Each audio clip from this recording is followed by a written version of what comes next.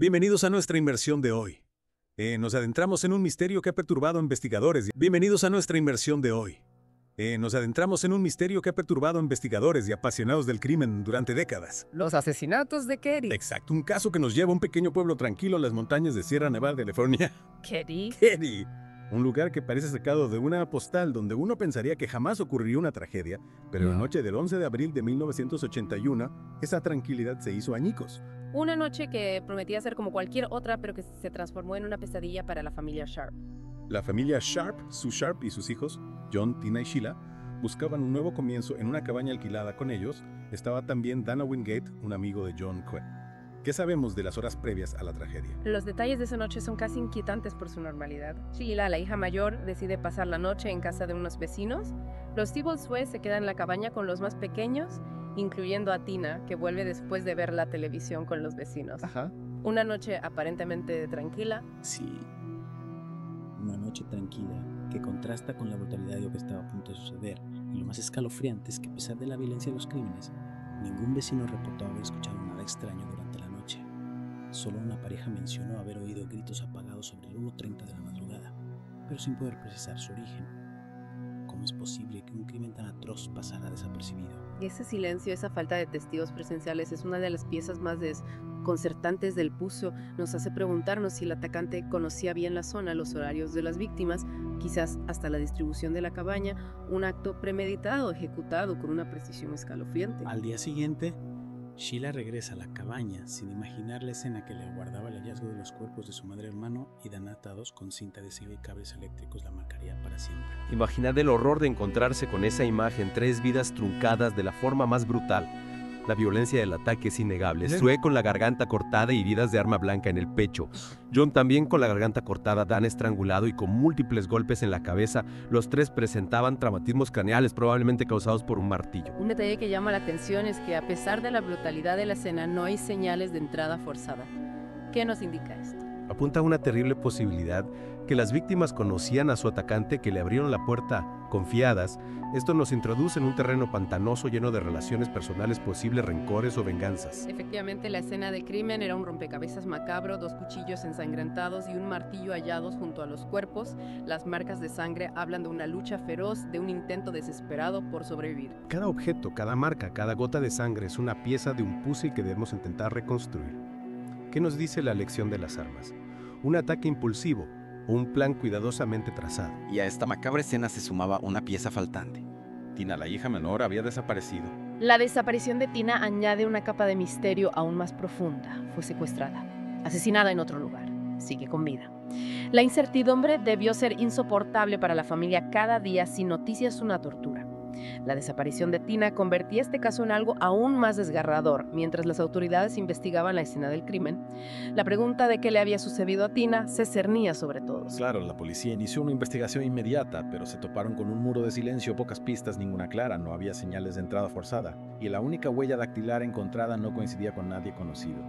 ¿Cómo avanzar en un caso así con tan pocos elementos? Un rompecabezas sin piezas que encajaran. La frustración para los investigadores debió ser inmensa. Se barajaron varios sospechosos, incluido un hombre que desapareció de Keddy poco después de los asesinatos, pero tras someterse a una prueba de polígrafo fue descartado.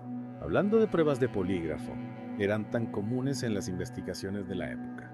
¿Y qué tan fiables eran realmente? Es cierto que en aquella época se utilizaban con frecuencia, pero su fiabilidad siempre ha sido un tema controvertido. No son una prueba infalible, pueden verse afectadas por diversos factores como el nerviosismo del sujeto o la habilidad del examinador. En este caso, el resultado de la prueba de sospechoso no era suficiente para descartarlo por completo. Entiendo, y luego tenemos a Madeline Smart, una vecina madre del niño que había pasado la noche en casa de los Sharp. Ella afirma haber encontrado una chaqueta ensangrentada de Tina en su sótano, pero no hay registro oficial de esta evidencia. ¿Cómo es posible que una prueba tan crucial se haya pasado por alto? Es extraño sin duda si realmente existió esa chaqueta. ¿Por qué no se incluyó en el informe? Se perdió. Fue ocultada intencionadamente. La falta de documentación rigurosa en este caso es uno de los puntos más criticados. ¿Y qué hay de su marido Martin Smart? Precisamente él declaró que un martillo había desaparecido de su casa y el sheriff del condado de Plumas, Doug Thomas, que lideró la investigación, llegó a decir que Martin Smart proporcionaba información que parecía desviar la sospecha de él. Podría ser una estrategia para despistar a la policía.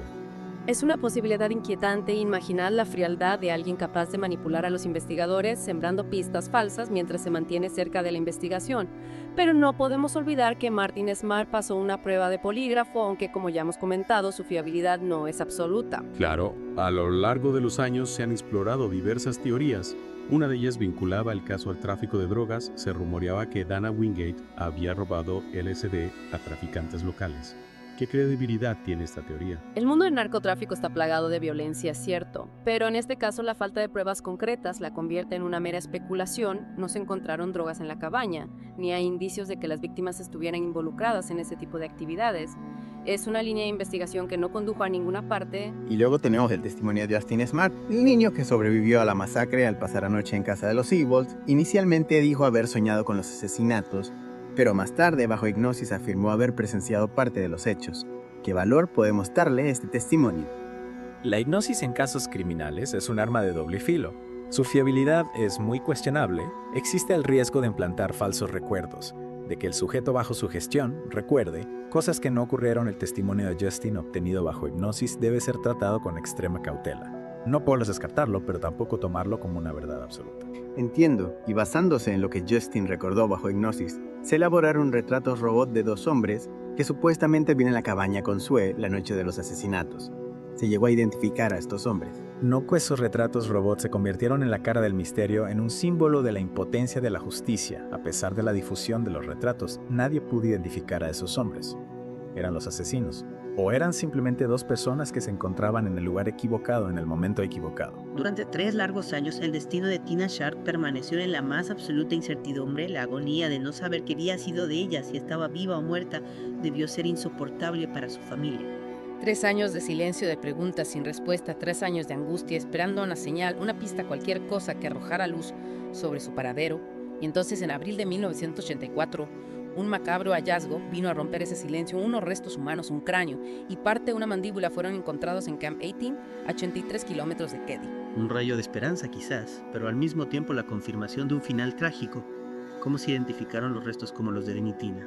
Poco después del hallazgo, la policía recibió una llamada anónima. La persona al otro lado del teléfono identificó los restos como los de Tina y luego desapareció sin dejar rastro. Un gesto extraño, ¿verdad? ¿Por qué no revelar su identidad? Temía represalias, o quizás ocultaba algo más. Y para añadir aún más misterio a esta llamada anónima, resulta que no se documentó adecuadamente en el caso, un error que luego sería criticado por obstaculizar la investigación. De nuevo, la sombra de la negligencia policial se cierne sobre este caso. Es lamentable. ¿Cuántas pistas se perdieron por falta de rigor, por descuidos o errores humanos? Es una pregunta que nos persigue, que nos hace dudar de si alguna vez se sabrá la verdad completa.